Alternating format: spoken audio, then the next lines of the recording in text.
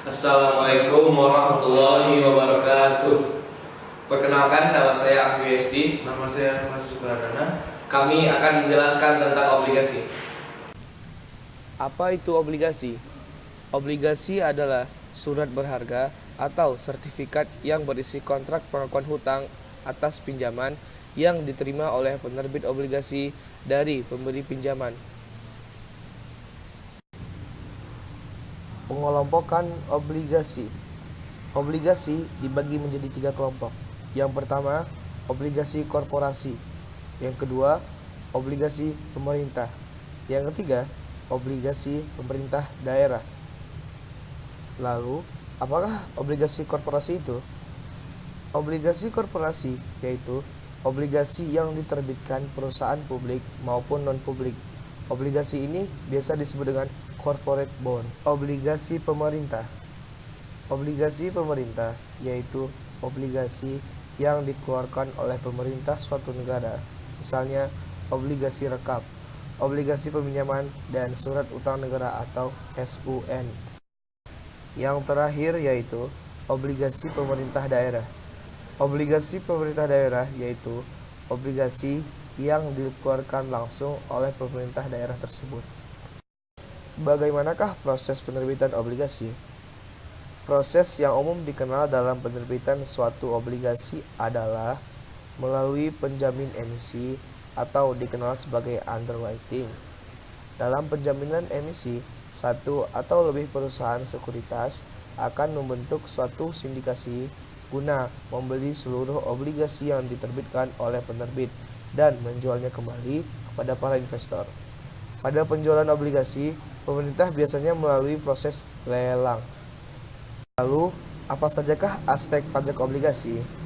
Aspek pajak obligasi yang pertama adalah obligasi dengan kupon. Yang kedua, obligasi tanpa bunga. Obligasi dengan kupon. Obligasi dengan kupon yaitu berdasarkan atas bunganya dikenakan pajak penghasilan dengan tarif 20% dari jumlah bruto bunga sesuai dengan masa kepemilikan. Yang kedua, atas diskontonya dikenakan pajak penghasilan sebesar 20% dari selisih lebih harga jual pada saat transaksi atau nilai nominal pada saat jatuh tempo di atas harga perolehan, tidak termasuk bunga berjalan atau yang biasa disebut accrued interest. Obligasi tanpa bunga. Obligasi tanpa bunga hanya atas diskontonya saja yang dikenakan pajak penghasilan yaitu sebesar 15% dari selisih harga jual pada saat transaksi atau nilai nominal pada saat jatuh tempo obligasi di atas harga perolehan obligasi. Jenis-jenis obligasi apa sajakah yang ada di Indonesia? Yang pertama adalah obligasi rekap. Diterbitkan guna suatu tujuan khusus yaitu dalam rangka program rekapitulasi perbankan. Yang kedua, surat utang negara atau SUN diterbitkan untuk membiayai defisit APBN. Yang ketiga, obligasi retail Indonesia atau ORI sama dengan SUN diterbitkan untuk membiayai defisit APBN namun dengan nilai nominal yang kecil agar dapat dibeli secara retail. Keempat, surat berharga syariah negara atau dapat juga disebut obligasi syariah atau obligasi sukuk sama dengan SUN diterbitkan untuk membiayai defisit.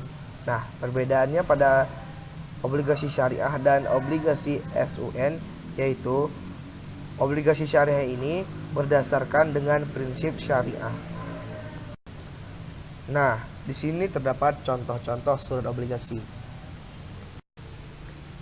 Contoh surat obligasi ini adalah contoh surat obligasi dari VOC. Nah, pada contoh surat obligasi ini terlihat surat obligasi pinjaman Republik Indonesia pada tahun 1950.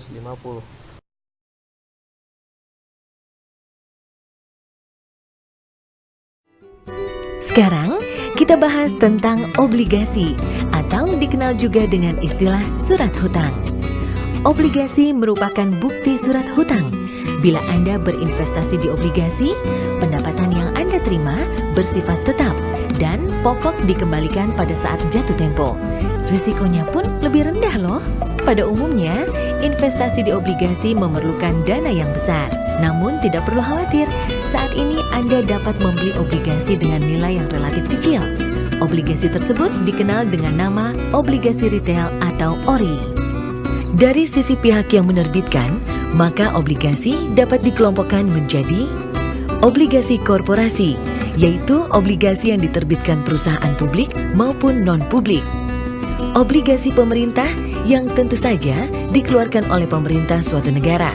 Misalnya, obligasi rekap, obligasi penjaminan, dan surat utang negara atau SUN. Obligasi pemerintah daerah yang diterbitkan oleh pemerintah daerah.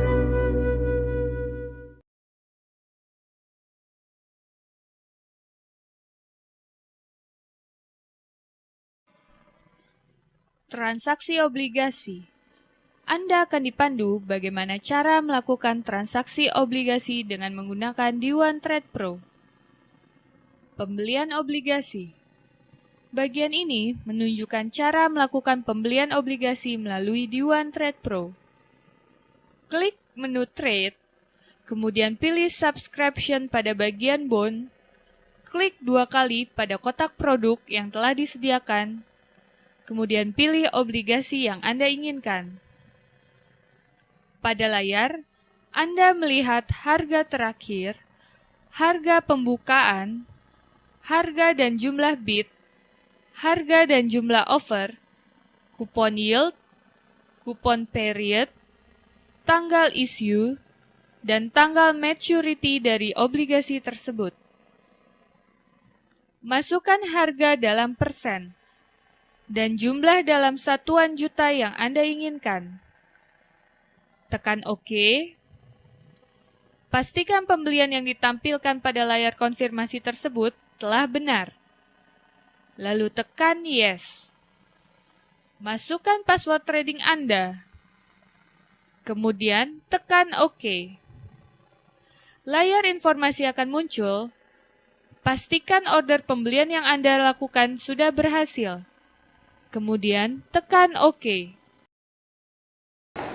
Sekian dari kami. Apabila ada kesalahan, mohon dimaafkan. Wassalamualaikum warahmatullahi wabarakatuh.